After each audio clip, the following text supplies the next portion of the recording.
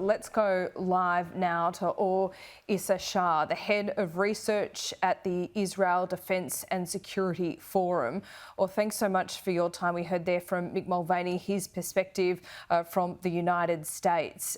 But what is happening here? This is more than just Hamas. What do you suspect has gone on behind the scenes in the lead up to this horrific attack? Thanks for having me, Laura. Yeah, it's definitely the darkest day in Israel's history. I can tell you personally that I was personally appalled by the scale and scope of this. And just for your audience to realize, we woke up in the morning to the sound of sirens. We assumed it would be just yet another round of rocket launching and rocket barrages, and everything would go back to be the same as it was. But then we saw horrific videos, and I'm sorry for describing it to your viewers in such graphic terms, but children being tied up and executed in their own homes, and soldiers' body being sabotaged. And we saw youngsters in nature parties simply ambushed and really a massacre and a spree. And we saw these horror videos and we ask ourselves, my goodness, this has nothing to do with territorial dispute, this solution or that solution. We're dealing with barbaric ISIS-type human animals here that have taken their inspiration from the Nazi regime, I suspect. Now, the previous reporter was absolutely right in terms of numbers. It was equivalent to maybe 10 times 9/11 in terms of in relative terms of population. And so Israel is shocked, but it is also, preparing for war. And we saw the airstrikes pounding the Gaza facilities of Hamas. We saw how Hamas is, it's beginning to regret, perhaps, its very audacious one bridge too far action. But we're also seeing the Iranian fingerprints, Laura, all over this yes. step. And what does that mean? Massacre. I mean, I guess you and many others would have suspected this anyway. But if you have confirmation, what does that actually mean?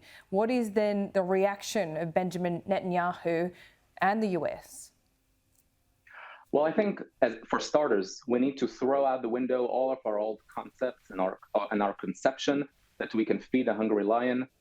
We tried strategic containment with Hamas for years now. We know that Hamas has taken over the Gaza Strip in 2007. And ever since, we've been trying the method of, appeasement. And at worst, we saw these rounds of conflict where, let's be honest with ourselves, relatively sterile fighting with the Air Force carrying out most of the attacks.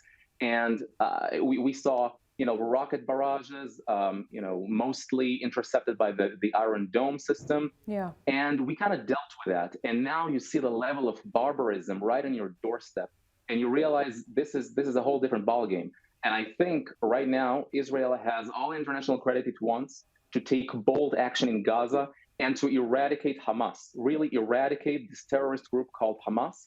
But also, I would expect the Israeli leadership and the US and the moving statements of support from around the world, from Australia, from Europe, from all over the world, even the Middle East, to tackle the Iranian regime head on. That would mean the Iranian regime has planned this carefully. This is just for you to realize. These Hamas terrorists were trained and equipped and armed by Iran. This is nothing to do but just what you're with talking Gaza. about here, let's be real about what you're talking about. If war is declared on Iran, this is a whole different ballgame. Right, and so I'm confident that the Israeli leadership and the U.S. leadership would be responsible enough to know what to do about it. And we're not pretending as if there is an easy solution to this. All I'm saying is that our old conceptions need to be thrown out the window in face of these barbaric human animals. That would mean that the Iranian regime can no longer be tackled in a manner of polite negotiations.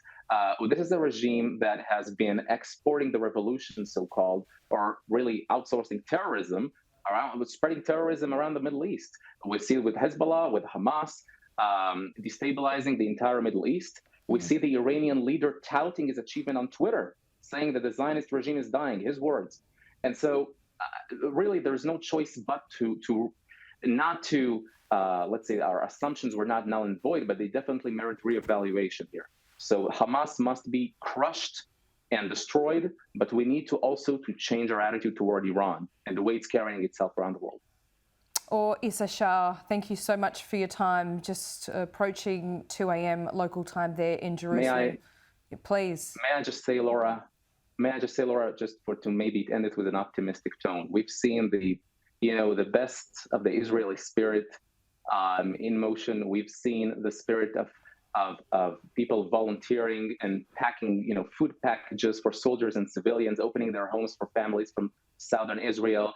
We saw, over 100%, 150% of people drafting for reserve service.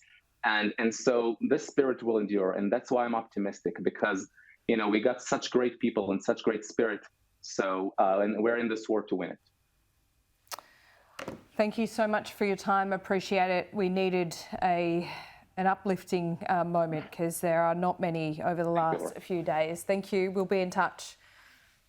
Thank you, Laura.